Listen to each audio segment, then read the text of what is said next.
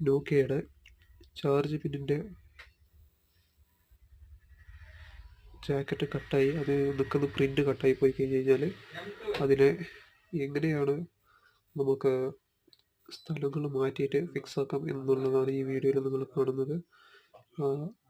Jacket അവിടെ നിന്ന് ആ കട്ടായ ഭാഗത്ത് നിന്ന് എടുത്തിട്ട് ഇപ്പുറ ഭാഗത്തേക്ക് കാണിക്കുന്നതാണ് ഇപ്പോൾ കാണുന്നത്.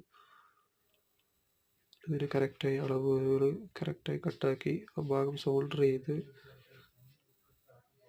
അവിടെ ചാർജ് പിന്നിന് കറക്റ്റായി പൊസിഷൻ നോക്കി ഇരുത്തി ഹോട്ട് ഗണ്ണിൽ ഹീറ്റാക്കി അതിനെ അവിടെ ഇരുത്തി കറക്റ്റായി ഇരുത്തി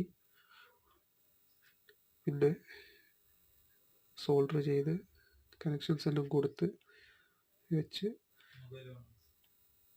കൊടുക്കുക. ബോഡിയും കട്ടാക്കി ഇരുത്തി വെച്ച് കഴിഞ്ഞാൽ വീഡിയോ അത് കറക്റ്റ് ഇരുന്ന് ചാർജ് ആയിക്കോളും.